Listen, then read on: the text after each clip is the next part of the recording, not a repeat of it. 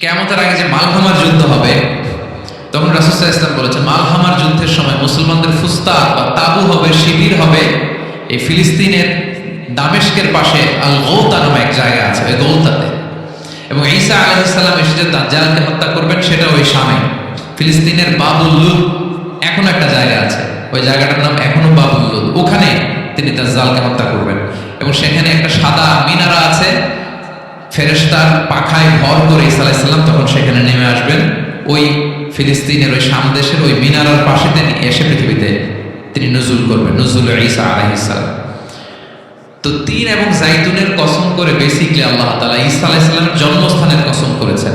কারণ তিন এবং জাইতুন, ডুমুর এবং জলপাই অলিভ কোন দেশে বেশি হয়? শাম দেশে। আওয়াজ করে বলেন কোন দেশে? বর্তমান ফিলিস্তিন এবং সিরিয়া, এবং ওই ভূখণ্ডে আল্লাহ নবী ঈসা আলাইহিস সালামের জন্মস্থান।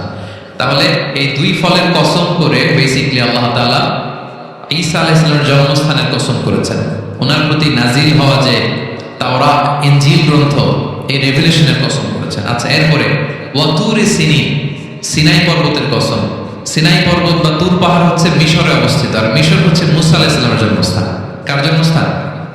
মুসা আলাইহিস সালামের জন্মস্থান। তাহলে ওয়াতুরি সিনিন, তুর পাহাড়ের কসম বুঝিয়ে আল্লাহ তাআলা মূলত মুসা আলাইহিস সালামের জন্মস্থানের কসম করেছেন, যেখানে তাওরাত নাজিল হয়েছে।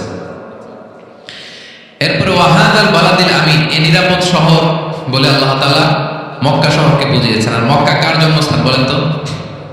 মুহাম্মদুর রাসূলুল্লাহ সাল্লাল্লাহু আলাইহি ওয়াসাল্লাম, সাইয়্যিদুল মুরসালিন, খাতামুন নবিয়্যিন, রাহমাতাল লিল আলামিন, হাবিবুল্লাহ মুহাম্মদুর রাসূলুল্লাহ সাল্লাল্লাহু আলাইহি ওয়াসাল্লামের জন্মস্থান। তাহলে এই চারটা আয়াতে, চারটা শব্দের মধ্য দিয়ে মূলত আল্লাহ তাআলা ঈসা আলাইহিস সালামের জন্মস্থান, মুসা আলাইহিস সালামের জন্মস্থান এবং মুহাম্মদ সাল্লাল্লাহু আলাইহি ওয়াসাল্লামের জন্মস্থান, যে তিনটা এলাকায়, ভূখণ্ডে তিনটা মেজর ওহী নাজিল হয়েছে। এক তো ঈসা আলাইহিস সালামের কাছে নাজিল হয়েছে ইনজিল কিতাব, আর একটা হচ্ছে তাওরাত। তাওরাত এমন কিতাব যে কিতাব দিয়ে হাজার হাজার নবীরা ফয়সালা করেছেন। বনী ইসরাইলের অনেক নবীর উপর কোনো কিতাব নাজিল হয়নি, তার মানে তারা রাসূল ছিলেন না, তারা নবী। তারা সবকিছু তাওরাত দিয়েই ফয়সালা করতেন। আর রাসূল সাল্লাল্লাহু আলাইহি ওয়াসাল্লামের উপর কোরআন নাজিল হয়েছে। তার মানে প্রথম চারটি শপথ দিয়ে বেসিক্যালি ইনজিলের শপথ, তাওরাতের শপথ এবং কোরআনের শপথ। বুঝতে পেরেছেন সবাই? শুরুতেই সূরাতুত তিনের কয়েকটা আয়াত তেলাওয়াত করেছি। এটা কালামুল্লাহ মাজিদের 95 নম্বর সূরা। এই সূরাটা মক্কাতুল মুকাররমাতে নাজিল হয়েছে। এই সূরার আয়াত সংখ্যা 8টা। এই সূরার শুরুতে আল্লাহ তাআলা 4টা কসম করেছেন, ওয়াত-তিনি ওয়াজ-যাইতুনি ওয়া তুরি সিনিনা ওয়া হাযাল বালাদিল আমিন। ওয়াত-তিন, তিনের কসম, ওয়াজ-যাইতুন, যাইতুনের কসম, ওয়া তুরি সিনিন, সিনাই পর্বতের কসম, ওয়া হাযাল বালাদিল আমিন, আর নিরাপদ শহরের কসম। তো 4টা শপথ করেছেন বা আল্লাহ তাআলা কসম করেছেন। কসম দিয়ে আল্লাহ তাআলা কোরআনের অনেক সূরা শুরু করেছেন। যেমন একটা সূরায় আল্লাহ ফজরের সময়ের কসম করেছেন, আল্লাহ বলেছেন ওয়াল ফাজর।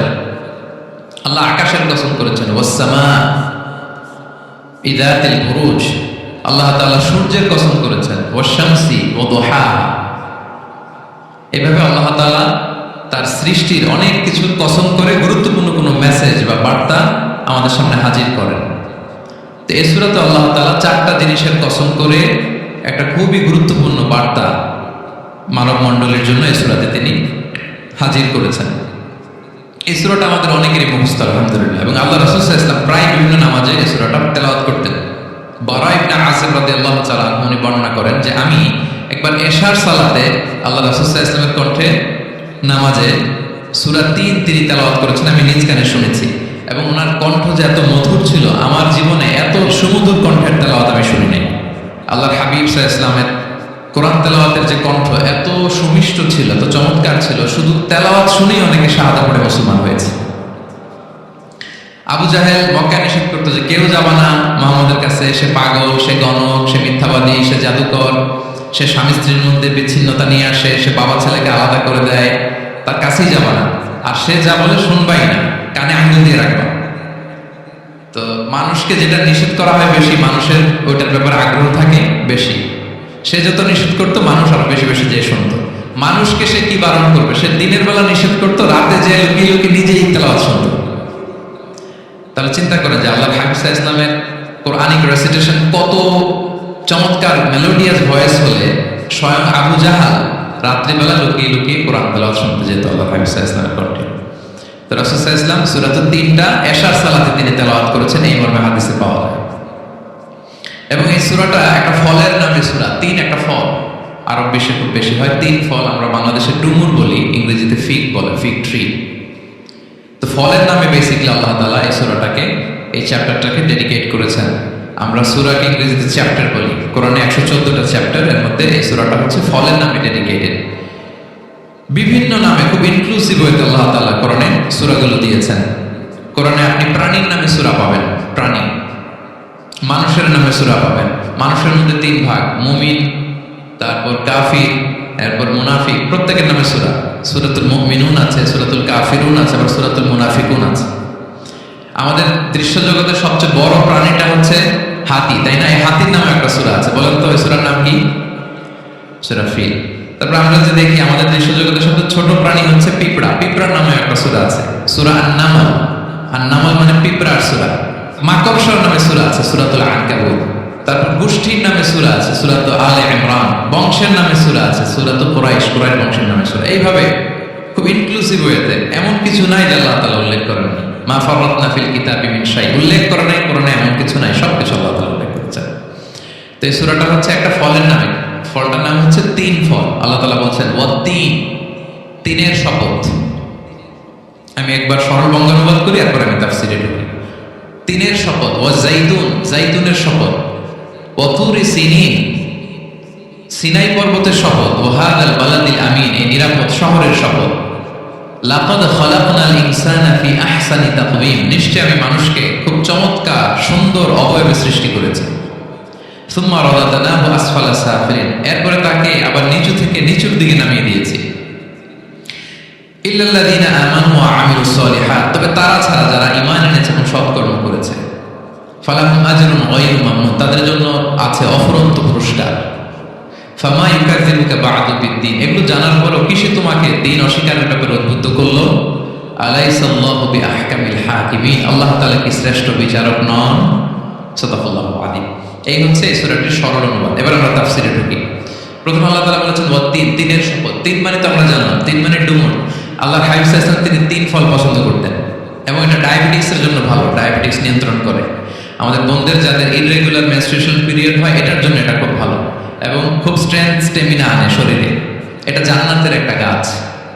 আদম আলাইহিস সালাম এবং হাওয়া আলাইহিস সালামকে যখন আল্লাহ বলেছিল ওয়ালা তাকরাবা হাযিহিশ শাজারাতা ফাতাকুনা মিনাল যালিমিন, আদম এবং হাওয়া জান্নাতের সব জায়গায় যেতে মন চায় যাও, যা খেতে মন চায় খাও, এই নিষিদ্ধ গাছের কাছে যেও না, তাহলে তোমরা জালিম হয়ে যাবে। শয়তান এসে উল্টা বোঝালো, সে বলল তোমাদের খেতে নিষেধ করছে কেন জানো?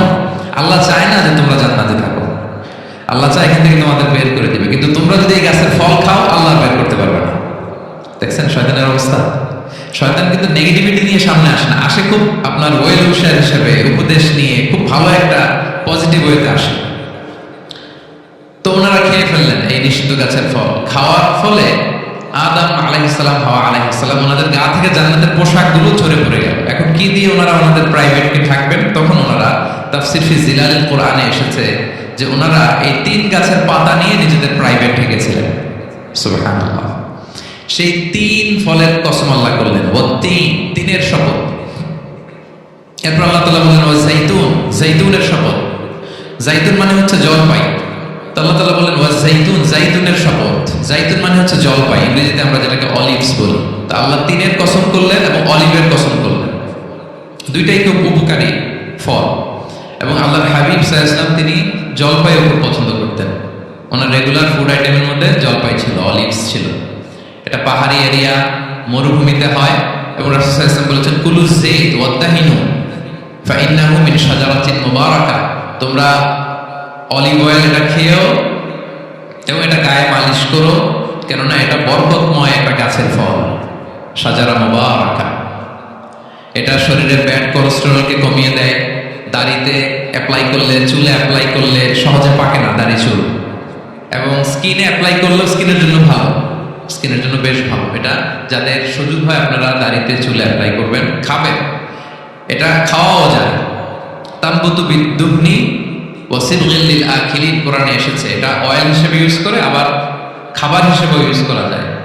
সালাদ ড্রেসিং এর ক্ষেত্রে কিন্তু অলিভ অয়েল আমরা ইউজ করি, ইদানিং পিজাতে খুব ইউজ করা হয় অলিভ জলপাইটা। তো এটা আপনারা খেতে পারেন, এটা খুবই সুস্বাদু। এবং জলপাই গাছের মানে জাইতুন গাছের ডালের মেসওয়াক খুব ভালো হয়। আল্লাহ হাবিব সাল্লাল্লাহু আলাইহি ওয়াসাল্লাম জাইতুনের ডাল দিয়ে মেসওয়াক করতেন। তিনি বলতেন নি'মা সিওয়াকিয়া জাইতুন, সবচেয়ে শ্রেষ্ঠ মেসওয়াক হচ্ছে জাইতুনের, মিনাশ শাজারাতিল মুবারাকা, কারণ এটা বরকতময় গাছের ডালা। এবং ফাইন্নাহু সিওয়াকি ওয়া সিওয়াকুল আম্বিয়া মিন ক্বাবলি, এই জাইতুনের ডাল দিয়ে আমিও যেমনি মেসওয়াক করি, আমার আগে যত নবী পৃথিবীতে এসেছে সবাই জাইতুনের ডাল দিয়ে মেসওয়াক করত।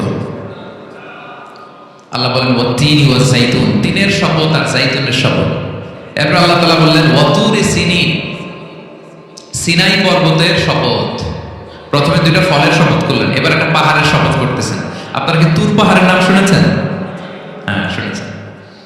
এই সিনাই পর্বত দ্বারা তুর পাহাড় উদ্দেশ্য। এটা মিশরের একটা পাহাড়, অনেক উঁচু, 2285 মিটার উঁচু। ওইটার নিচে আছে মুকাদ্দাসে তুয়া, যেখানে মুসা আলাইহিস সালামকে আল্লাহ তাআলা জুতা খুলতে বলেছিলেন, ফাখলা না'লাইকা ইন্নাকা বিল ওয়াদিল মুকাদ্দাসে তুয়া, হে মুসা তুমি পবিত্র উপত্যকায় এসেছো, জুতা খোলো। তো ওখানে সব ধর্মের লোকেরা যায়, সব ধর্মের লোকদের জন্য তীর্থস্থান, মুসলিম, জুইশ, খ্রিস্টিয়ান সবাই যায়। এটা সিনাই একটা এলাকা আছে মিশরের, north south Sinai, north Sinai, এটা সাউথ সিনাইতে অবস্থিত। তো নিচে একটা খ্রিস্টানদের প্রাচীন গির্জা আছে, সেন্ট ক্যাথরিনা গির্জা। সেখান থেকে চলতে চলতে আপনাকে উপরে যেতে হবে, ফজরের পরে আবার চলে আসতে হবে, তা না হলে দুপুরবেলায় 10টা-11টার দিকে এমন সূর্যের প্রখর তাপ ওই পাথরের মধ্যে লাগে, ওখানে আর থাকা যায় না। একেবারে তুর পাহাড়ের উপরে সেখানে খ্রিস্টানদের জন্য ছোট্ট একটা সিনাগোগ আছে, তারা প্রার্থনা করে। খ্রিস্টানদের একটা চার্চ আছে, মুসলিমদের জন্য ছোট্ট একটা মুসল্লা আছে সূরায়ের মতো। আল্লাহ ওই সিনাই উপত্যকার কসম করেছেন, ওয়াতুরি সিনিন, সিনাই উপত্যকার কসম। এখানে আল্লাহ তাআলা মুসা আলাইহিস সালামকে তাওরাত দিয়েছিলেন, মেজর একটা আসমানি কিতাব দিয়েছিলেন, এবং সরাসরি মুসা আলাইহিস সালাম এই পাহাড়ের চূড়ায় বসে আল্লাহ তাআলার সাথে কথা বলতেন। ওয়া কাল্লামাল্লাহু মুসা তাকলিমা, উনি সরাসরি কথা বলতেন, এটা ওনার একটা স্পেশাল বৈশিষ্ট্য ছিল, ক্যারেক্টারিস্টিক্স। এবং আল্লাহ তাআলা নূরের তাজাল্লি দিয়ে এই পাহাড়কে একবার জ্বালিয়ে দিয়েছিলেন। আজও এই পাহাড়ের রংটা অনেকটা একটু লালচে, একটু কালোচে, একটু রেডিশ কালারের। এবং মুসা আলাইহিস সালামের নূরের তাজাল্লির ঝলকে তিনি বেহুশ হয়ে গিয়েছিলেন এই পাহাড়ের উপরে। ইয়াজুজ মাজুজ যখন কিয়ামতের আগে আগমন করবে, তখন মুসলমানদের সেন্টার হবে, ঈসা আলাইহিস সালাম মুসলমানদেরকে নিয়ে ওইখানে অবস্থান করবেন, এই তুর পাহাড়ের ওখানে। এবং আল্লাহর হাবিব সাল্লাল্লাহু আলাইহি ওয়াসাল্লামের মেরাজের রাতে ইসরার সময় একটা স্টেশন ছিল এই তুর পাহাড়। জিবরাইল আলাইহিস সালাম এই তুর পাহাড়ে আল্লাহর হাবিব সাল্লাল্লাহু আলাইহি ওয়াসাল্লামকে নামিয়ে বলেছিলেন যে এটা জাবাল মুসা, আপনার ভাই মুসার পাহাড়, আপনি এখানে 2 রাকাত নামাজ পড়েন, দোয়া করেন। আল্লাহর হাবিব সাল্লাল্লাহু আলাইহি ওয়াসাল্লাম এই তুর পাহাড়ে 2 রাকাত সালাত আদায় করেছিলেন এবং দোয়া করেছিলেন। আল্লাহ তুর পাহাড়ের কসম কাটলেন, ওয়াতুরি সিনিন, সিনাই পর্বতের কসম, যেখানে তাওরাত কিতাব নাজিল হয়েছিল। এরপর আল্লাহ তাআলা বললেন ওয়াহাদাল বালাদিল আমিন, আর এই নিরাপদ শহরের শপথ। এই শহর দ্বারা মক্কা শহর উদ্দেশ্য, কারণ রাসূল সাল্লাল্লাহু আলাইহি ওয়াসাল্লাম তখন মক্কায় ছিলেন, মক্কা নগরী। এই শহরের পূর্ব নাম ছিল বাক্কা। মক্কা নগরীকে বলা হয় উম্মুল কুরা, সব শহরের মা, সব শহরের সেন্টার, পৃথিবীর নাভিস্থল। এবং আল্লাহ তাআলা বলেছেন মান দাখালাহু কানা আমিনা, এখানে যে প্রবেশ করবে সে নিরাপদ। হেরেমের মধ্যে কিন্তু কাউকে আক্রমণ করা যায় না, কোনো খুনিও যদি ঢুকে যায় অ্যাটাক করা যাবে। তো জাহেলি যুগে এমনটা করতো, কারোর সাথে কারো শত্রুতা হলে, ধরেন যে একজন তার বাবাকে হত্যা করেছে, তো সে তাকে পেয়েছে, ওই লোক বাঁচার জন্য দৌড়াতে দৌড়াতে হেরেমের ভিতরে ঢুকে যেত, কারণ সে জানে যে হেরেমে ঢুকলে সে আমাকে মারবে না। তো পরে সে যখন হেরেম থেকে বেরোতো, আবার তার সাথে যুদ্ধ শুরু হতো। এবং এই শহরের এত মর্যাদার কারণ হচ্ছে সাইয়েদনা ইব্রাহিম আলাইহিস সালাম, তিনি আল্লাহর কাছে দোয়া করেছিলেন যে রব্বি জাআল হাযা বালাদান আমিনা, হে আল্লাহ আপনি এই শহরকে নিরাপদ করেন, ওয়ারযুক আহলাহু মিনাস সামারাত, আর এই শহরের অধিবাসীদেরকে আপনি ফলমূল দিয়ে রিজিকের ব্যবস্থা করেন। এখনো দেখবেন যে সারা পৃথিবীতে যেই ফল নাই, মক্কাতে ওই ফল আছে। সারা পৃথিবী থেকে ফল ওখানে যায়, এবং মক্কার নেইবরিং সিটি তায়েফ, সেখানে অনেক ফল উৎপাদিত হয়, এখানে আসে। নিরাপদ শহর বালাদান আমিনা। এবং আল্লাহর হাবিব সাল্লাল্লাহু আলাইহি ওয়াসাল্লাম বলেছেন যে এই মক্কা শহর আমার সবচাইতে প্রিয় শহর। বাধ্য হয়ে তিনি যখন হিজরত করলেন মদিনায়, সেদিন বারবার তিনি মক্কার দিকে পেছনে ফিরে ফিরে তাকান, আর কেঁদে কেঁদে তিনি বলতেছিলেন যে মাক্কাতু আহাব্বুল বিলাদ ইলাইয়া, মক্কা আমার কাছে সবচেয়ে প্রিয় নগরী। লাউলা উখরিজতু লামা খারাজতু, আমাকে যদি জোর করে বের করে দেয়া না হতো, আমি কোনোদিন মক্কা ছেড়ে অন্য কোথাও যেতাম না। আল্লাহর হাবিব সাল্লাল্লাহু আলাইহি ওয়াসাল্লামের সবচেয়ে প্রিয় শহর ছিল মক্কা, এবং এটা আল্লাহর হাবিব সাল্লাল্লাহু আলাইহি ওয়াসাল্লামের জন্মস্থান। মাকান মাউলিদের রাসূল, রাসূল সাল্লাল্লাহু আলাইহি ওয়াসাল্লামের বিলাদাত হয়েছে এই শহরে। এবং এই শহরকে আল্লাহ বলেছেন মাসাবাতান লিন্নাসি ওয়া আমনা, মানুষের মিলনস্থল, কেন্দ্রস্থল। সারা পৃথিবী থেকে মানুষ ওখানে যায়। আপনি যে রমাদানে যদি মক্কায় যান, আল্লাহু আকবার, লক্ষ লক্ষ উমরা পালনকারী সেখানে ইউরোপ থেকে, আফ্রিকা থেকে, অস্ট্রেলিয়া থেকে, এশিয়া থেকে, সারা পৃথিবীর মানুষের মিলনস্থল। ওখানে গেলে আপনি দেখবেন মাসাবাতান লিন্নাসি ওয়া আমনা, নিরাপদ জায়গা এবং মানুষের মিলনস্থল। এটা এখানে এমন মসজিদ আল্লাহ রেখেছেন কাবা ঘরের চারদিকে, এটাকে বলা হয় মসজিদুল হারাম, যে মসজিদে 1 রাকাত সালাত পড়লে 1 লক্ষ রাকাতের সওয়াব হয়।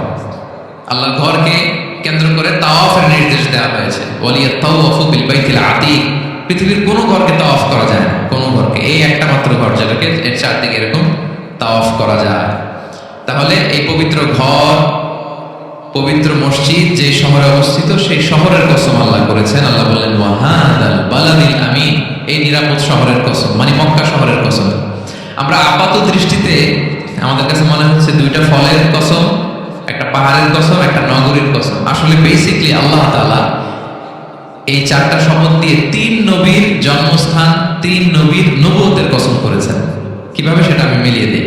এই যে প্রথমে যে আল্লাহ বলেছেন ওয়াত্তিন ওয়া যাইতুন, তিন এবং জাইতুনের কসম। পৃথিবীতে সবচেয়ে বেশি তিন এবং জাইতুন কোথায় উৎপন্ন হয় জানেন? ফিলিস্তিনে। কোথায়?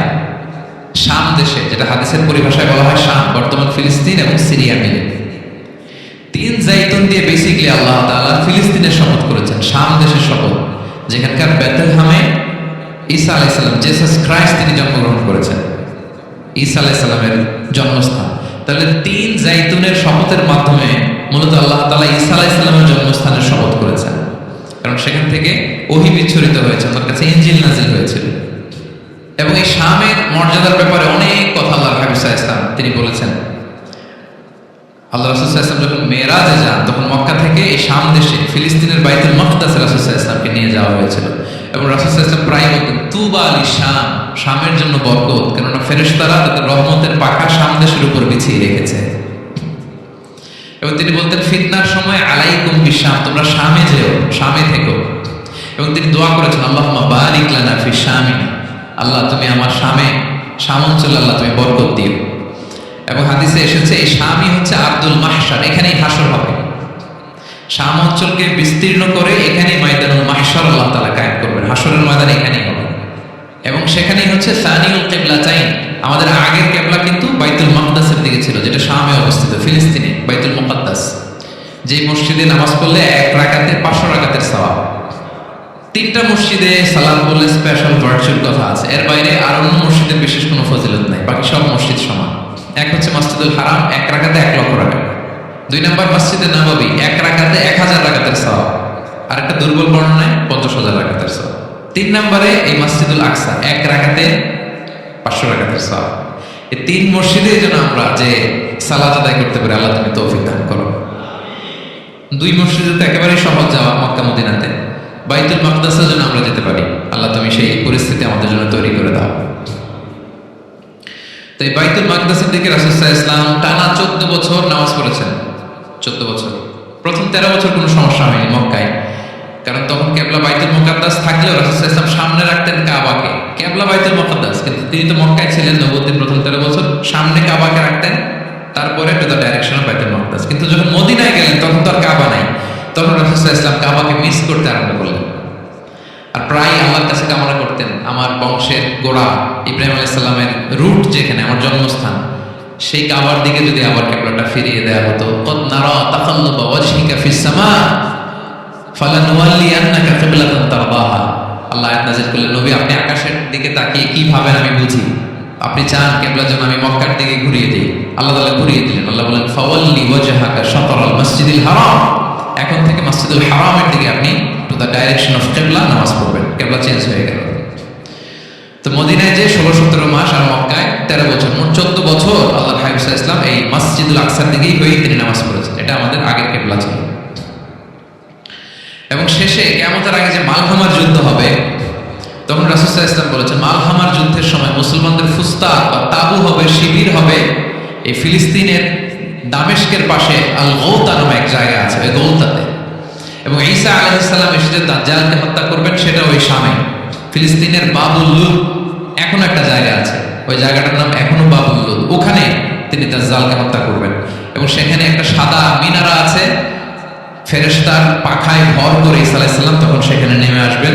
ওই ফিলিস্তিনের ওই শাম দেশের ওই মিনারার পাশে তিনি এসে পৃথিবীতে তিনি নুজুল করবেন, নুজুল ঈসা আলাইহিস সালাম। তো তিন এবং জাইতুনের কসম করে বেসিক্যালি আল্লাহ তাআলা ঈসা আলাইহিস সালামের জন্মস্থানের কসম করেছেন। কারণ তিন এবং জাইতুন, ডুমুর এবং জলপাই অলিভ কোন দেশে বেশি হয়? শাম দেশে। আওয়াজ করে বলেন কোন দেশে?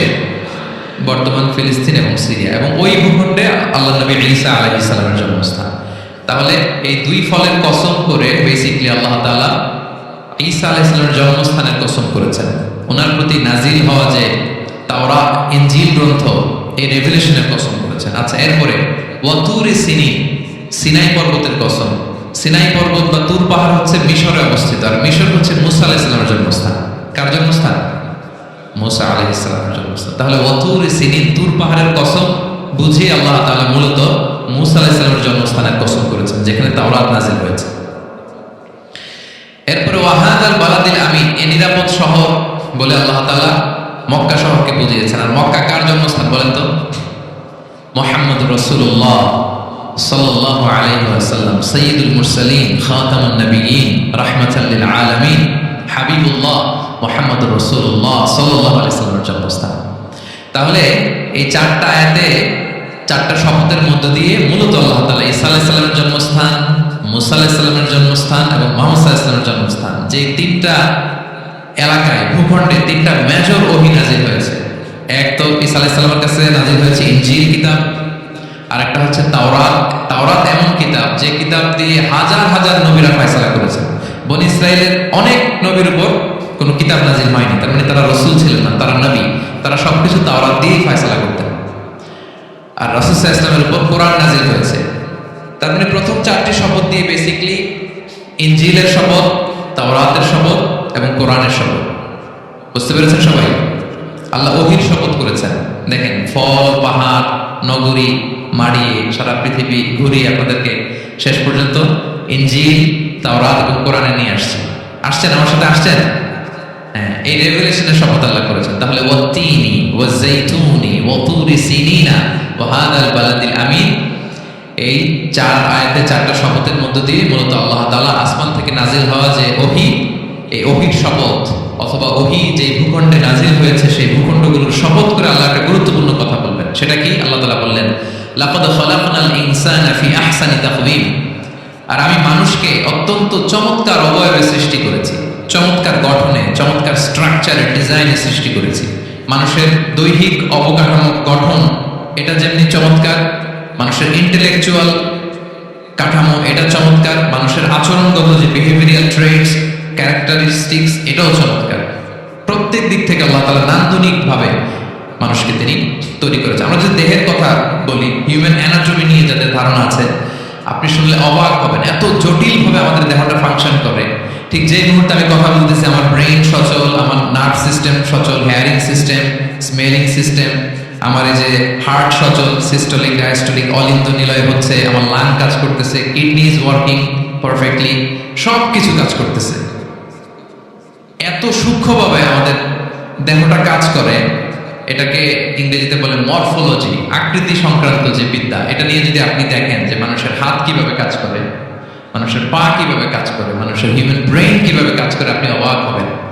এবং আল্লাহর যে সেটআপ, লাকাদ খালাকনাল ইনসানা ফি আহসানি তাকওয়িম, নিশ্চয়ই আমি মানব জাতিকে চমৎকার অবয়বে তৈরি করেছি। আপনি যদি অবয়বটা দেখেন, আমাদের স্ট্রাকচার, এর চেয়ে সুন্দর করে আর তৈরি করা যেত না, এর চেয়ে সুন্দর আর হতে পারে না। যেখানে যা দেয়, মাথার চুল থেকে পায়ের নখ পর্যন্ত, আপনি একটা ডিজাইনে, স্ট্রাকচারে, সেটআপে আপনি ভুল ধরতে পারবেন না। যেখানে যেটা দরকার, আপনি একটু খেয়াল করে দেখেন যে এই যে আমাদের চোখ,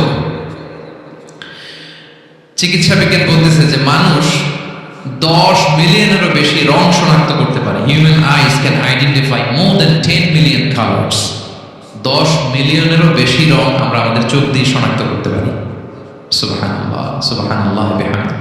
আচ্ছা, চোখের সেটআপটা একটু যদি খেয়াল করেন, দেখেন আমার এই চোখ এখানে না থাকে, এটা যদি জাস্ট 2 ইঞ্চি উপরে এখানে হইতো, এইটা যদি কপালে যদি আমাদের চোখ হইতো, কি অবস্থা হতো বলেন তো? সিজদা দিতে পারতেন আল্লাহকে? বলেন, দিতে পারতেন?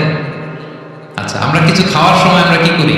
ওইটা ভালো আছে কিনা, পচে গেল কিনা স্মেলটা আগে দেখি, তারপরে খাই। দেখেন কত চমৎকার সেট আপ। একটু খেয়াল করেন, এই নাকের সেট আপ যদি এইখানে না থাকে, আমাদের নাক যদি পেছনে থাকতো, খাওয়ার সময় খাবারটা বাসি কিনা ভালো আছে কিনা কি করতেন? লাকাদ খালাকনাল ইনসানা ফি আহসানি তাকওয়িম। আচ্ছা দেখেন, এই যে আমরা কান দিয়ে শুনি, এই যে কান পেঁচানো, মনে করেন না যে এমনি এমনি পেঁচানো, এই পেঁচানো, এটাই পথ না থাকলে আমরা শুনতেই পেতাম না। এটা এমন ভাবে সেট আপ করা, এটাই ইথারের ভাষা তরঙ্গকে এয়ার ড্রামের ভিতরে সুন্দরভাবে ইনপুট করে, নাহলে আমরা শুনতে পেতাম না। আপনার এই কান কেটে ফেলে দিলে আপনি শুনতে পারবেন না।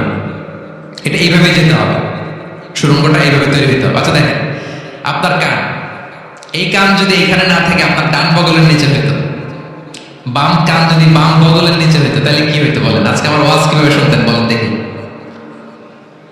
কিভাবে শুনতেন? বুদ্ধি আছে বলে যে এইভাবে শুনতাম। সুবহানাল্লাহ, সুবহানাল্লাহ, লাকাদ খালাকনাল ইনসানা ফি আহসানি তাকওয়িম। আমি মানুষকে সবচেয়ে সুন্দর সর্বোত্তম গঠনে তৈরি করেছি। দেখেন, কান দুটো এখানে থাকলে কথা শুনতে হলে হাত উঁচু করে রাখা লাগতো। আল্লাহ, আপনি একটা একটা অঙ্গ দেখেন, ঠিক যেখানে যেটা যেভাবে সেট করা দরকার, আল্লাহ তাআলা দয়া করে অনুগ্রহ করে ঠিক সেভাবে তিনি সেট করেছেন। আমাদের চেহারার মধ্যে দেখেন এক একজনের এক এক রং। ওয়াখতিলাফু আলসিনাতিকুম ওয়া আলওয়ানিকুম ইন্না ফি যালিকা লাআয়াতুন লিল আলিমিন। আল্লাহ বলেন, তোমাদের ভাষার ভিন্নতা দিয়েছি, তোমাদের গায়ের রঙের ভিন্নতা, একজনের চেহারার সাথে আরেকজনের মিল নাই, একজনের ফিঙ্গারপ্রিন্টের সাথে। আয়াহসাবুল ইনসানু আল্লান নাজমাআ ইযামা বালা কাদিরিনা আলা আন নুসাউইয়া বানানা। মানুষ ভেবেছে সে মারা গেলে তাকে আমি তার অস্থি, মজ্জা, হাড়, গোশত, চামড়া জোড়া লাগাতে পারবো না। আরে তার আঙ্গুলির অগ্রভাগ পর্যন্ত আমি সুবিন্যস্ত করে আমার কাছে রেখে দিয়েছি, ফিঙ্গারপ্রিন্ট। আমাদের ফিঙ্গারপ্রিন্ট গুলো আমার কাছে সংরক্ষিত, একজনের ফিঙ্গারপ্রিন্টের সাথে আরেকজনেরটা মেলে না। এই যে আমার 10 আঙ্গুলে 10টা ফিঙ্গারপ্রিন্ট, পায়ের গুলো হচ্ছে ফুটপ্রিন্ট, একটার সাথে আরেকটা মিলে। আমার এটার সাথে এটা মিলবে বলেন? আমার সাথে আপনারটা মিলবে? বর্তমানে পৃথিবীতে কত কোটি মানুষের বসবাস বলেন? এই যত মানুষ পৃথিবীতে আছে, একজনের আঙ্গুলের ছাপের সাথে, এই যে বায়োমেট্রিক্যাল অথেন্টিকেশন যে আমরা করি, একজনের ফিঙ্গারপ্রিন্টের সাথে আরেকজনের ফিঙ্গারপ্রিন্টের মিল নাই। একজনের ফুটপ্রিন্টের সাথে ফুটপ্রিন্ট, ইভেন একজনের আই প্রিন্টের সাথে। আমাকে একজন ওনার হসপিটালে নিয়ে গেল ঢাকায়, তো উনি ওনার দরজা খুলতেছে আই প্রিন্ট দিয়ে, মানে উনি না গেলে খুলে না। উনি আর ওনার খুব কাছের স্টাফ, এটা গুরুত্বপূর্ণ একটা অফিস, তো উনি চোখ দিল, আই প্রিন্ট নিল, এরপরে দরজা খুলে যাচ্ছে। দেখেন, একজনের আই প্রিন্টের সাথে আরেকটা আই প্রিন্ট মেলে না। সুবহানাল্লাহ। প্রিয় ভাইরা, একজনের ফিঙ্গারপ্রিন্টের সাথে আরেকজনের ফিঙ্গারপ্রিন্টের কোনো মিল আছে পৃথিবীতে?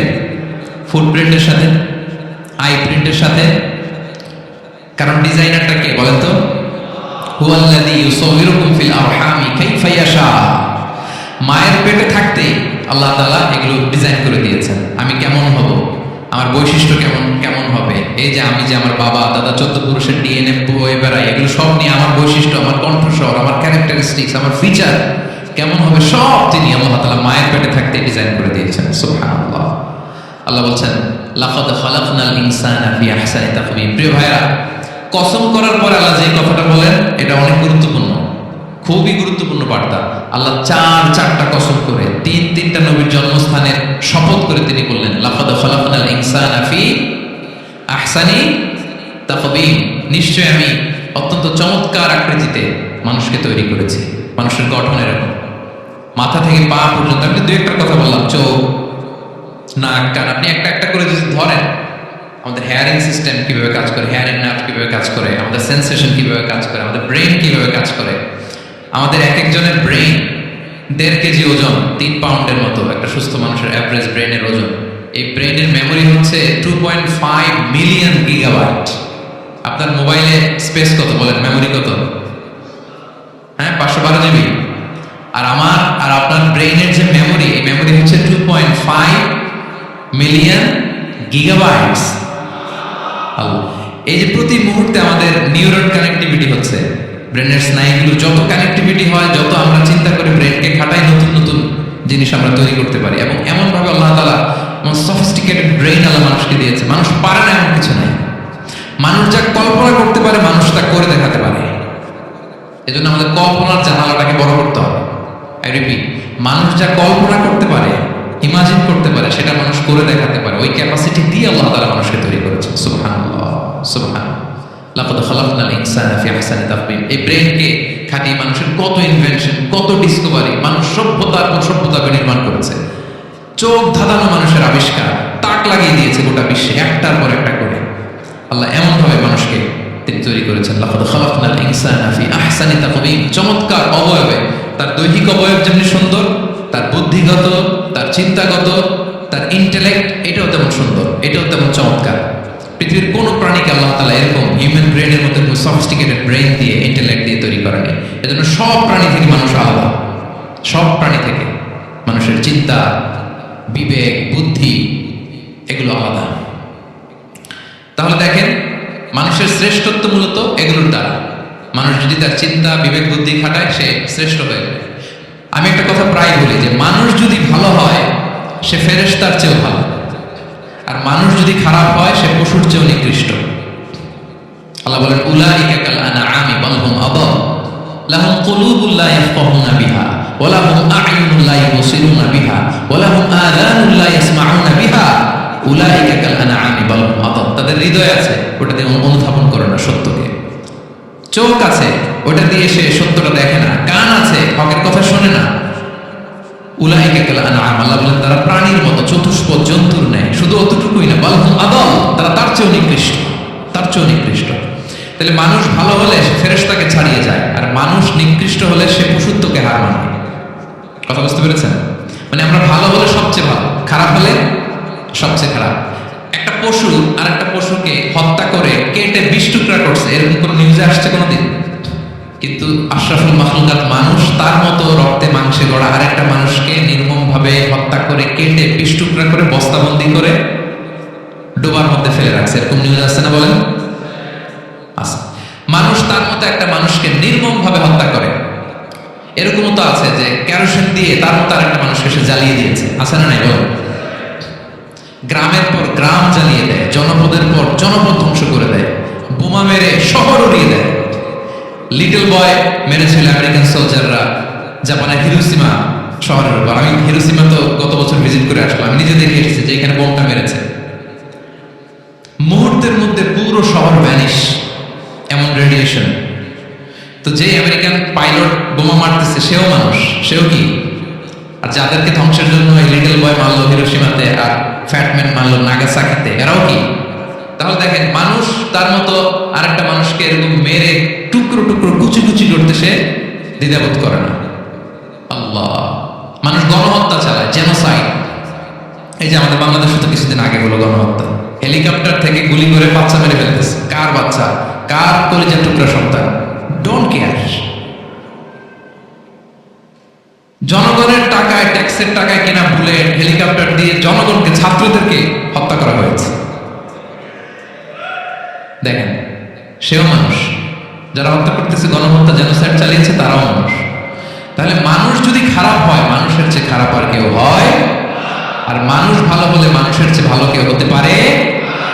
মানুষ এমন জায়গায় যেতে পারে যেখানে ফেরেশতারাও যেতে পারে না। জিবরাইল ইসলামের যাওয়ার সীমানা যেখানে শেষ, মুহাম্মদ সাল্লাল্লাহু আলাইহি ওয়াসাল্লামের ঊর্ধ্ব জগতের কাহিনী সেখান থেকে শুরু। আল্লাহু আকবার। তাহলে মানুষ ভালো হলে ফেরেশতাকে ছাড়ায়, মানুষ খারাপ হলে পশুত্বকে হার মানায়। So the decision is yours. রাস্তা দুইটা, আপনি কোন দিকে যাবেন? আপনি কি ডান দিকে জান্নাতের পথে যাবেন নাকি বাঁ দিকে জাহান্নামের পথে যাবেন? সিদ্ধান্ত আপনার। আল্লাহ তাআলা বললেন লাকাদ খালাকনাল ইনসানা ফি আহসানি তাকওয়িম। আমি মানুষকে চমৎকার আকৃতিতে তৈরি করেছি। হাতের মেকানিজম কি, পায়ের মেকানিজম কি, আমার চেয়ে আপনারাও ভালো জানেন। এগুলো ঘন্টার পর ঘন্টা আপনি বলতে পারবেন যে কেমন ভাবে আল্লাহ তাআলা তৈরি করেছেন। আল্লাহ বলেন মানুষকে আমি অত্যন্ত চমৎকার আকৃতি দিয়ে তৈরি করেছি। তার সৃষ্টিগত কাঠামো, তার বুদ্ধিবৃত্তিক কাঠামো, তার চিন্তাগত কাঠামো, তার আচরণগত কাঠামো, তার নৈতিকতায় তাকে এমন উচ্চ মর্যাদার আসন আমি দিয়েছি, এটা যদি সে অ্যাচিভ করে, বিলং করে, তাহলে তার চেয়ে শ্রেষ্ঠ কেউ আর হতে পারে। কিন্তু আল্লাহর দেয়া এই ক্যাপাসিটি গুলো, এই নেয়ামাগুলো যদি সে অ্যাকসেপ্ট না করে, সে যদি পশুত্বের পথে হাঁটে, সে যদি শয়তানের দেখানো পথে হাঁটে, তাহলে সে এত নিচে যাবে, অন্য কেউ আর এত নিচে যেতে পারে না। মানুষ যত নিচে যেতে পারে, ফেরেশতারাও অত নিচে যেতে পারবে না, জিন জাতিও পারবে না, কোন প্রাণীর পক্ষে যাওয়া সম্ভব না। তাহলে মানুষকে আল্লাহ তাআলা এমন সফিস্টিকেটেড ওয়েতে তৈরি করেছেন, চাইলে সে সবার উপরে যেতে পারে, আবার চাইলে আল্লাহর দেয়া নিয়ামতগুলোকে যদি সে ভিন্ন খাতে প্রবাহিত করে, সে সবচেয়ে নিকৃষ্ট হতে পারে। সেটাই আল্লাহ বললেন সুম্মা রাদাদনাহু আসফালা সাফিলিন, এরপরে তাকে আমি হীন থেকে হীনতর করেছি, নিচ থেকে আরো নিচে নিয়েছি। সে যখন ঈমান আনে না, সে যখন সৎকর্ম করে না, সে যখন আল্লাহ শেখানো, আল্লাহ দেখানো রাস্তায় সে চলে না, সে যখন তার নাফসের কথা শুনে, সে যখন তার প্রবৃত্তির গোলাম সাজে, সে সবচেয়ে নিকৃষ্ট হয়। আসফালা সাফিলিন মানে একেবারে নিচে, এর নিচে আর নাই। আল্লাহ বলেছেন ইন্নাল মুনাফিকিনা ফিদ দারকিল আসফালি মিনান নার, সেখানে আল্লাহ আসফাল বলেছেন। মুনাফিকরা জাহান্নামের একেবারে তলদেশে থাকবে। তাই মানুষ যদি ঈমান আর সৎকর্মের বলে বলিয়ান না হয়, সে এত খারাপ হয়, কেউ এত নিচে যেতে পারে না। বলেন মানুষ যত নিচে যেতে পারে, জিন তত নিচে যেতে পারবে? ফেরেশতারা পারবে না। আর মানুষ যত উপরে যেতে পারে, ফেরেশতারা এত উপরে যেতে পারবে না। সো দুইটারই সুযোগ আপনার আছে। সুম্মা রাদাদনাহু আসফালা সাফিলিনের দুইটা ব্যাখ্যা। কোন কোন মুফাসসির বলেছেন যৌবনের পর, যৌবনে থাকে শক্তিশালী, বার্ধক্যের সময় যখন সে নুয়ে যায়, ছোট হয়, সে একেবারে দুর্বল হয়ে যায়, সেটা বোঝানো হয়েছে। আর অন্যান্য মুফাসসির একরাম বলেছেন না, আল্লাহর দেওয়া এই নি'মা, ক্যাপাসিটি যখন সে সঠিক পথে কাজে লাগায় না, সে যখন প্রবৃত্তির অনুসরণ করে, সে তখন এত খারাপ হয়, এত নিচ থেকে নিচুতর হয়, এত হীন থেকে হীনতর হয়, তার চেয়ে হীনতর আর কেউ তখন হতে পারে না। সেখান থেকে বাঁচার দুটি রাস্তা আল্লাহ বলেছেন। আল্লাহ বলছেন ইল্লাল্লাযীনা আমানু ওয়া আমিলুস সালিহাত, তবে যারা ঈমান আনে এবং সৎকর্ম করে তারা ছাড়া। তারা ওই নিচু থেকে নিচুতর নয়, তারা শ্রেষ্ঠতর। ঈমান এবং সৎকর্ম, ঈমান এবং আমালুস সালিহাত। কোরআনের অনেক জায়গায় আপনি আয়াতটা পাবেন, ইন্নাল্লাযীনা আমানু ওয়া আমিলুস সালিহাতি কানাত লাহুম জান্নাতুল ফিরদাউসি নুজুলা, নিশ্চয়ই যারা ঈমান এনেছে, সৎকর্ম করেছে, তাদের জন্য আমি জান্নাতে ফিরদাউস রেখে দিয়েছি। আল্লাহ বলেন তারা নিকৃষ্ট হবে না যারা ঈমান এনেছে, সৎকর্ম করেছে। যারা কি এনেছে? ঈমান, আর কি করেছে? সৎকর্ম করেছে। ইল্লাল্লাযীনা আমানু, যারা ঈমান এনেছে, সৎকর্ম করেছে, ফালাহুম আজরুন গায়রু মামনুন, তাদের জন্য রয়েছে অফুরন্ত পুরস্কার, মানে জান্নাত। তাদের জন্য কি? ওই জান্নাতে যেতে আমরা চাই কি চাই না বলেন? রাস্তা কয়টা? এটা চলে গেছে ডান দিকে, এটার গন্তব্য হচ্ছে ডেস্টিনেশন জান্নাতুল ফেরদাউস। আর এটা শয়তানের পথ, এটা আপনার প্রবৃত্তির দেখানো পথ, এটা চলে গিয়েছে জাহান্নামে। So now the decision is years. আপনার ডিসিশন, কোন দিকে যাবেন, ডানে না বায়ে? জান্নাতে না জাহান্নামে? জান্নাতে যেতে চাই আমরা। ফালাহুম আজরুন গায়রু মামনুন, তাদের জন্য আছে অফুরন্ত নিয়ামত, অফুরন্ত পুরস্কার। আমরা যেন সেই পুরস্কার লাভে ধন্য হতে পারি, আমরা সবাই বলি আমিন। আল্লাহ বলেন এইভাবে চারটা কসম করার পরে, এত গুরুত্বপূর্ণ বার্তা হাজির করার পরে, তোমার ঘুমন্ত বিবেককে জাগিয়ে তোমাকে বার্তা দেওয়ার পরেও কিভাবে তুমি অস্বীকার করতে পারো আখিরাতকে? ফামা ইউকাযযিবুকা বা'দু বিদ্দিন, এরপরেও কোন বিবেকে, কোন আকলে, কোন সাহসে তুমি কর্মফল দিবসকে অস্বীকার করো? কোন সাহসে? এখানে দিন দ্বারা উদ্দেশ্য কর্মফল। ভালো করলে যে ভালো পাবে, খারাপ করলে যে খারাপ পাবে। দিনের অনেক অর্থ, এটা তাফসীরে গেলে সময় কুলাবে না। ফামা ইউকাযযিবুকা বা'দু বিদ্দিন, এরপরেও কর্মফলকে অস্বীকার করার সাহস নিকট থেকে পাও? কিসে তোমাকে উদ্বুদ্ধ করে কর্মফল দিবসকে অস্বীকার করতে? আলাইসাল্লাহু বিআহকামিল হাকিমিন, আল্লাহ তাআলা কি শ্রেষ্ঠ বিচারক নন? সূরা আবু দাউদ আল্লাহ হাবিব সাল্লাল্লাহু আলাইহি ওয়াসাল্লাম বলেন, কেউ যদি সূরাতুত তিন তেলাওয়াত করে, করতে করতে যদি শেষ আয়াতে চলে আসে, আর সে যখন পড়ে আলাইসাল্লাহু বিআহকামিল হাকিমিন, আল্লাহ তাআলা কি শ্রেষ্ঠতম বিচারকদের মধ্যে সর্বশ্রেষ্ঠ বিচারক জাজ নন? তখন সে যেন উত্তর দেয়, এটা তো আল্লাহর প্রশ্ন। আলাইসাল্লাহু বিআহকামিল হাকিমিন, আল্লাহ আমাদেরকে প্রশ্ন ছুড়ে দিয়েছেন যে আল্লাহ তাআলা কি শ্রেষ্ঠ বিচারক নন? তখন যে তেলাওয়াত করে সে যেন বলে বালা বালা ওয়া আনা আলা যালিকা মিনাশ শাহিদিন। বালা মানে অবশ্যই, হ্যাঁ আল্লাহ অবশ্যই আপনি শ্রেষ্ঠ বিচারক, আর আপনি যে শ্রেষ্ঠতম বিচারক এই সাক্ষী আমি দিচ্ছি, এই ঘোষণা আমি দিচ্ছি। পড়েন সুবহানাল্লাহ। আপনি দেখবেন মসজিদুল হারামে, হারামুল মাক্কিতে যখন তেলাওয়াত করে ইমাম সাহেবরা, এই আয়াতের পরে যদি রুকুতে যায়, দেখবেন ফিসফিস করে বলে যে বালা বালা ওয়া আনা আলা যালিকা মিনাশ শাহিদিন। আমি নিজে শুনেছি, দেখবেন ওনারা এটা পড়ে, কারণ আল্লাহ এখানে প্রশ্ন ছুড়ে দিয়েছেন। আর উত্তর হিসেবে বলতে হবে বালা ওয়া আনা আলা যালিকা মিনাশ শাহিদিন, আল্লাহ অবশ্যই আপনি শ্রেষ্ঠ বিচারক। আল্লাহর চাইতে শ্রেষ্ঠ বিচারক আর হতে পারে? আমরা কত লাকি যে আল্লাহর আহকামুল হাকিমিন হিসেবে বিচারক পেয়েছি। আমাদের বিচার যদি অন্য কেউ করতো, নিজেরা যদি নিজেদের, আল্লাহ যদি বলতো তোরটা বিচার তুই কর আর তোরটা তুই কর, কি অবস্থা হইতে বলেন? যার সাথে যার শত্রুতা আছে ওইখানে দেখাই দিত। কিন্তু আমরা বিচারক হিসেবে পেয়েছি কাকে? আল্লাহ কি পার্সিয়ালিটি করবে বিচারে? স্বজনপ্রীতি করবে? কারো উপর জুলুম করবে? কাউকে ঠকাবে? আল্লাহ বলেন ওয়ামা আনা বিযাল্লামিল লিল আবিদ, আমি কখনো আমার বান্দার উপর জুলুম করি না। নাদাউল মাওয়াজিনাল কিসতা লিয়াউমিল কিয়ামা, কিয়ামতের দিন আমি মিজান নামে এমন এক ন্যায় বিচারের মানদণ্ড স্থাপন করব, ফালা তুযলামু নাফসুন শাইআ, এক বিন্দু পরিমাণ কেউ মাজলুম হবে না। এক বিন্দু পরিমাণ কেউ মাজলুম হবে না। এজন্য দুনিয়াতে যদি বিচার না পান, আল্লাহর দরবারে বিচারটা দিয়ে রাখেন, সেদিন বিচার হবে। আহকামুল হাকিমিন আপনারা ঠকাবে না। দুনিয়াতে বিচার পান নাই, মাজলুম হয়েছেন, মানুষ ভুল বলছে, কেউ আপনাদের ঠিক মতো বুঝে নাই, আপনার কথাটা কাকে বলবেন? বিপদে পড়লে ক্রাইসিস মোমেন্টে কাকে শেয়ার দিবেন? না ফেসবুকে শেয়ার দিবেন? আমরা তো ফেসবুকে শেয়ার দিয়ে দিই এখন।